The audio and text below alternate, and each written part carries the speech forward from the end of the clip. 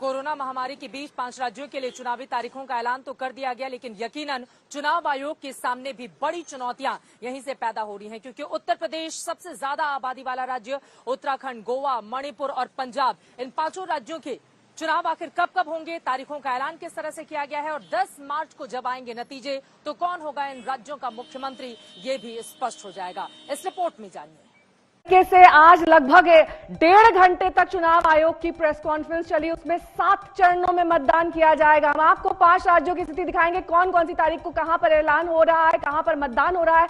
लेकिन मतगणना 10 मार्च को, यानी कि उत्तर प्रदेश में किसके सर सजेगा ताज, ये 10 मार्च को तय हो जाएगा। पहला चरण 10 फरवरी, दूसरा चरण 14 फरवरी, तीसरा चरण 20 फरवरी, चौथा चरण 23 फरवरी, पांचवा चरण 27 फरवरी, छठा चरण 3 मार्च और 7वां चरण 7 मार्च को होगा। यानी कि कुल मिलाकर जो ये 1 महीना होगा, ये सभी पार्टियों के लिए बेहद महत्वपूर्ण, बेहद अहम। और इस बार अखिलेश यादव ये कह रहे हैं कि 10 मार्च को बीजेपी का सफाया तय है। और साथ ही साथ सीएम योगी आदित्यनाथ ये कह रहे हैं लगातार कि जितने भी अभी तक चुनाव आयोग की तरफ से ऐलान किए गए हैं, उनका हम खुले दिल से स्वागत करते हैं, क्योंकि डिजिटल रैलियां की जाएंगी, डोर टू डोर जो कैंपेन किए जा रहे हैं उस पर भी पाबंदियां लगाई जाएंगी। लेकिन जिस तरीके से चुनावी समीकरण उत्तर प्रदेश में सामने आ रहे हैं और जैसा कि अखिलेश यादव अलग अलग छोटी छोटी पार्टियों से गठबंधन कर रहे हैं, क्या ये केमिस्ट्री इस बार काम कर पाएगी या नहीं, ये 10 मार्च को साफ हो जाएगा। और साथ ही जो इतिहास बताता है चित्रा, वो ये कहता है कि कोई भी पार्टी सत्ता में उत्तर प्रदेश में दोबारा नहीं आ पाई है, तो क्या ये इतिहास बीजेपी बदल पाएगी, ये भी 10 मार्च को तय हो जाएगा। सीधे अब आपको उत्तराखंड लिए चलेंगे, वहां पर मेरी सहयोगी अर्पिता आर्या मौजूद है।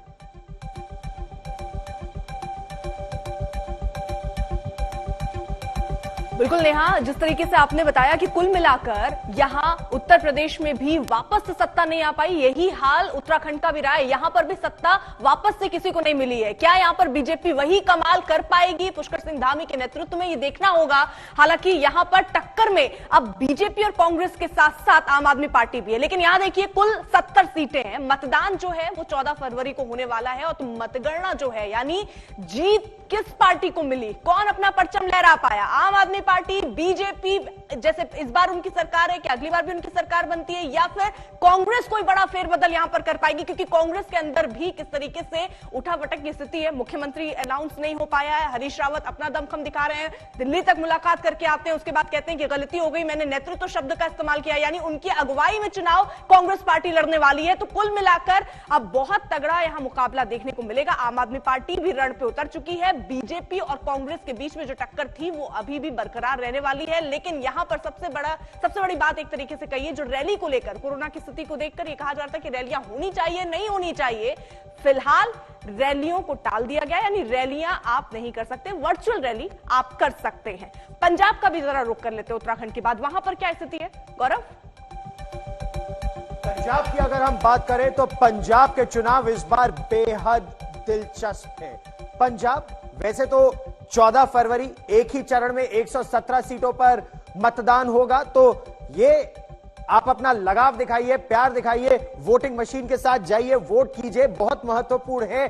पंजाब इस बार किसको सत्ता में लेकर आएगा, यह महत्वपूर्ण इसलिए भी है क्योंकि आमतौर पर अगर हम पंजाब की बात करते हैं तो एक तरफ कांग्रेस, एक तरफ अब तक तो श्रोमणी अकाली दल और उनके साथ बीजेपी, और पिछले चुनावों की अगर बात करें तो आम आदमी पार्टी ने एक बहुत महत्वपूर्ण वहां पर अपना कदम बढ़ाया था। लेकिन इस बार बहुदलीय चुनाव पंजाब में होने वाले हैं। बहुदलीय चुनाव क्यों? क्योंकि समीकरण भी बदल रहे हैं, नेतृत्व लगभग हर पार्टी का बदल रहा है। कैप्टन अमरिंदर सिंह अब कांग्रेस पार्टी में नहीं है, कैप्टन अमरिंदर सिंह अब भारतीय जनता पार्टी के साथ है। शिरोमणि अकाली दल और बीजेपी एक साथ नहीं है, बहुजन समाज पार्टी शिरोमणि अकाली दल के साथ है।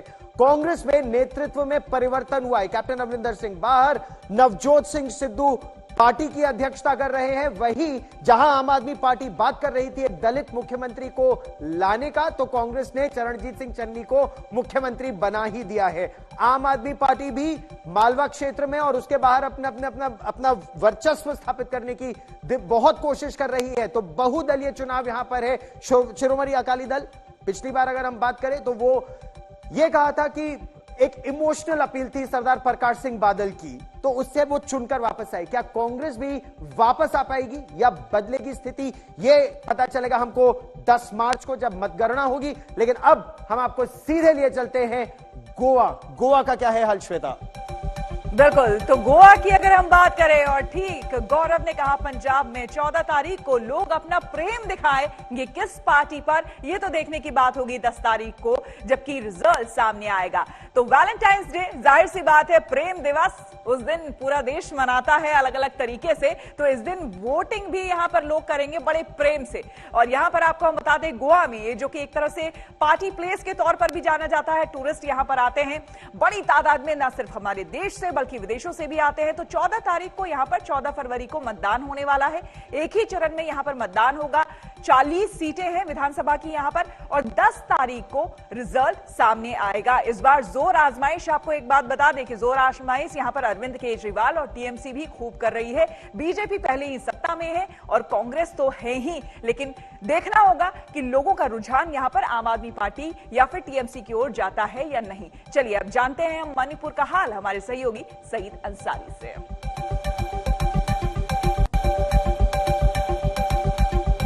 बहुत धन्यवाद श्वेता। 60 सीटें मणिपुर विधानसभा की, 2 चरणों में यहां पर मतदान होना है, 27 फरवरी और 3 मार्च, बस खत्म, और 10 को परिणाम आ जाएंगे। लेकिन ये वो मणिपुर है जिसके बारे में बहुत कम चर्चा होती है, जिसके बारे में ये पूर्वोत्तर के राज्यों की बात ही कुछ ऐसी है कि वहां पर कम चर्चा की जाती है। और इसी वजह से 2 चरण जो है यहां पर मणिपुर में होंगे।